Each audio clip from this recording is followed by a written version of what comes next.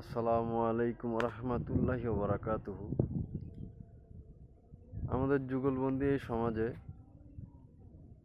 কৃত্রিমত্তার যে ছোঁয়া, তার মধ্যে আমাদের নিজেদেরই পবিত্রতা হারিয়ে ফেলেছি আমরা।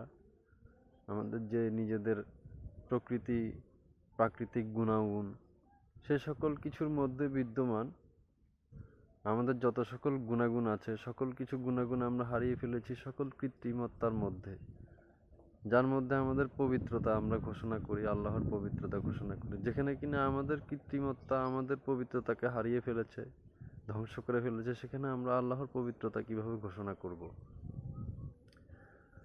তো এই সকল কিছু থেকে দূরে থাকা শিখুন, কিভাবে এই সকল কিছু থেকে দূরে থাকা যায় এবং আল্লাহর পবিত্রতা কিভাবে ঘোষণা করতে পারেন সেই দিকে খেয়াল রাখুন এবং আল্লাহর প্রশংসা করুন। যেখানে কিনা আপনি হারিয়ে গিয়েছেন, আবারও ফিরে আসুন কোনো না কোনো এক যুগলবন্দি সময়ে, যেখানে আমরা সবসময় বসবাস করতাম, যেখানে বসবাস করলে বেহেশতে ঝর্ণাধারা প্রবাহিত হয়, আমরা থাকবো সেখানে। ধন্যবাদ সবাইকে, ভালো থাকবেন সবাই। এ সকল কৃত্রিমত্তা আমাদের যুগলবন্দি সময় পবিত্রতাকে ধ্বংস করে ফেলছে, এর বিরুদ্ধে রুখে দাঁড়ান। আসসালামু আলাইকুম রহমতুল্লাহি ওয়া বারাকাতুহু।